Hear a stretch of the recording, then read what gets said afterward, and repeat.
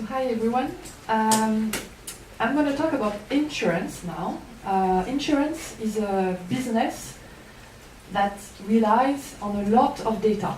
It was always the case because the role of an insurer is to guess or to analyze what is your risk profile, your risk level, to make sure that it can cover you if you travel, it can cover you if you drive, it can cover your health, and so on. So before, the insurance industry strongly relied on statisticians. So statisticians were there to know, with a long history of data set, what would be the risk of, for instance, a flood in your street. And I'm going to talk today about the revolution of big data in insurance and all the questions it raises in terms of data privacy. So the first revolution, the big data revolution for insurance, is related to connected devices. So depending on the country where you live, you might have what is called onboard device in your car, for instance, which is connecting your car to a cloud where data on your driving patterns, your driving behaviors are stored. Or you might have a smartphone and you can have an auto start of an application in your smartphone that when you start to drive, the smartphone collects the information about your itineraries, your driving patterns, how do you brake, which is the speed, are you respecting the speed limits, is it nights when you drive, is it raining, because then you can cross the data with, for instance, weather data or many other type of data. So this was the first revolution. And it means that not only can you rely on historical data set of previous accidents in a city, but you can rely on real-time data collection from devices of your clients. So that's the first revolution. The second revolution is data from drones, from space. So, for instance, before, we couldn't analyze, a human brain couldn't analyze a lot of satellites images. But today, we can have algorithms that analyze satellite images in Africa for humidity of the soil. And before, we couldn't go to meet an African farmer, every African farmer, and say, okay, if you have a problem, for instance, if you don't have enough water in your field and you lose all your hard work, then we'll cover you, because it was so costly for us to go and talk and sell and so on. But now, automatically, people can register and you can see if their soil is going to be under a certain level of humidity, and automatically you can already send them money because you know it's under a certain threshold, and you know that there is a risk that he will lose everything he produced during the year. So you see the big data revolution, it's everywhere. It's with connected sensors, connected devices. It can be in cars, it can be for health, but it can also be for cooperation, it can be for a small farmer in Africa. All this data can help us better assess the risk of something happening. Of course, it's also prevention. Because we all have all devices with us, and because we know, for instance, with much more greater accuracy that, for instance, a flood is coming, then we can use the data we have to give information to the customer and help him be prepared or help him react quickly to a disaster. So if we know there will be strong winds, we could send a message to our customers saying, we recommend you close the window, we recommend you do this or that, so that the damage is reduced. So you see that with those changes, the role of insurer is changing. It's changing because you can have more prevention, because you can have more real-time interaction, and because you can reduce the cost of certain services and then cover much more person that you could cover before. On the the other side, it raises a lot of questions. For instance, as an insurer, I'm collecting a lot of information about you, because this is the way I can know what is your risk. So the question was for us at AXA, what do we do with all those personal data we have about our customer?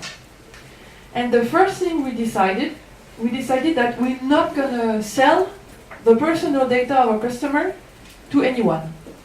We decided that the data will stay inside our company. And this is very interesting because there are lots of new business models appearing in banks or in insurance. Some of the banks in France, for instance, they offer programs to get cash back. For instance, 20% cash back if you rent a car, 20% cash back if you take a train, in exchange for your consent for them to sell your data, your personal data with your name, your phone and so on, to external parties. So it was a real question for us, because we have all those new field of data, what do we do with them? And the first decision was not to sell them. And I think it's very important because the basis of these rules for us is trust. We want people to feel they can trust us, and they want, I think, as a customer, to know what we do with the data and where the data is going. So it was the first thing we did. And then we thought it's not enough because the field is changing so fast. We need to know more about how best can we be in data privacy. So what we did, we hired, hired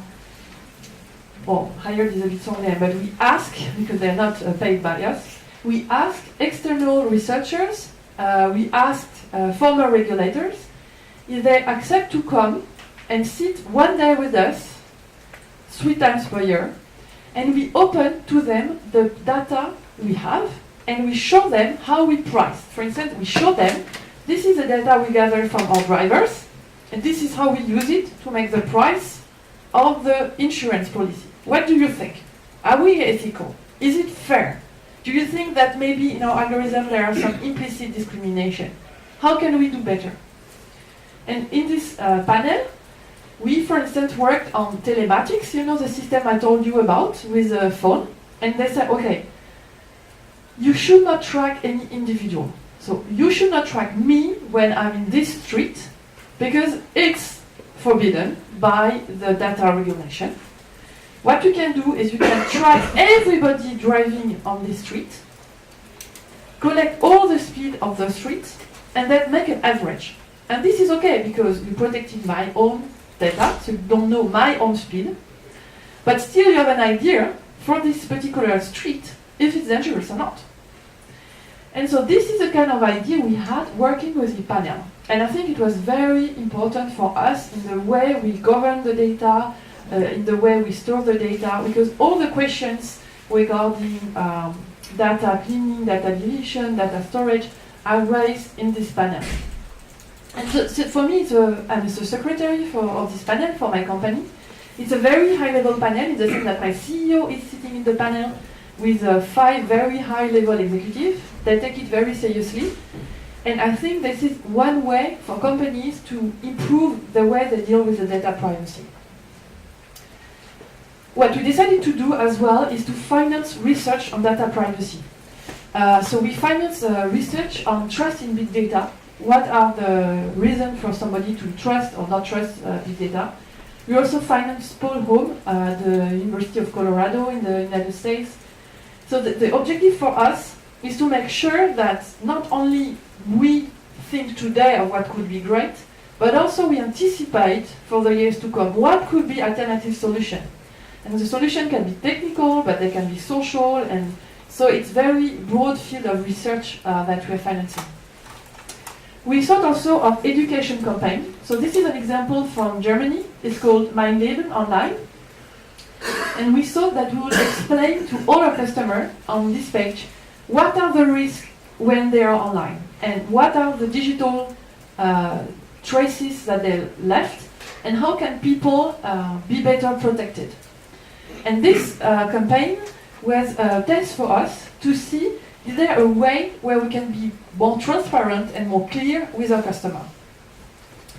we had another experiment in AXA UK where we decided to be transparent about how many claims we reimburse and how many claims we exclude and why. And this is put online. We also decided to be transparent on the prices and how they change in time. And this is online. So as a customer, you can see how the different prices move and change and why. And so it was very interesting because my executives, they were very scared. They said, are you crazy? You know, we're not going to tell our customer that we again have raised the price. Or no, we're not going to tell our customer that actually there are some of the claims we will not reimburse. Then, you know, we're going to lose our customer. But it was the opposite. The customer said, great, yeah, I want to know, and it's great for me to know why and to have the explanation. And actually, could you be even more precise? Could you explain, for instance, in the price, which part of the price goes to marketing, to the risk cover, to the overhead cost? I would like to know more. So we're surprised because not only we didn't lose any customer, but we started kind of a discussion in AXA UK where people think maybe we can even share more, actually, with them. Also a question for us, and it's really a question today, because we don't know if it's interesting and what will be our risk appetite, but there's also the question of do we cover, as an insurer, data privacy risk? For instance, we know that companies with a general data protection regulation will have to inform their customer if there is a data breach. This customer notification has a cost, okay? It's really, really costly for a company. So it's a question, do we think that maybe we can have like a data privacy risk cover for this company? And if they act, for instance, we will take the charge and the responsibility of paying for client notification, for remediation. But this again is very, very complicated because to do this we need data. So we need data about data hacking, we need data about cyber risk, and this again is very difficult because this is the kind of data companies will not share. Companies don't want to say, you know, oh, I was hacked for the first time this year. So there is not really a lot of data, and the question is, do we want to share also data on data privacy risk? Do we want to have like a open platform where we could all have an idea of what is really happening and what is the cost of it for us as an individual, as a corporation, or as society? So we'll end up with a question I'm working on for the future. As it was said, I'm the head of foresight. So my job for AXA, for the group, is to anticipate for 5 years, 10 years, 15 years, what are going to be the risks of tomorrow, what are we going to insure, and why. So right now I'm working a lot on open data, and I think there are information that we have that we could share. And I try to convince my executives that it will be important, and that it will win, win, win. Win for the customer, win for us, win for the society. For instance, we know which streets or which roads are the most dangerous. We have the data. What about opening it? You know, it will be great. People will know this is dangerous. Maybe the state will fix the road because they know it's dangerous. Then again, it's how do you convince your boss that it's not a risk for his business, that he will not lose in the competition if he shares the data. So this is part of my job right now. Another is ethics of algorithm. I'm very, very concerned about robo-advice. We do a lot of robo-advice, for instance, for the financial sector, for the asset management. And at AXA, we think that we need third-party oversight. We want that somebody outside of a company comes in and look at the code and say, is it ethical? Is it okay? And we fight at national, but also at EU level, for regulators to do that.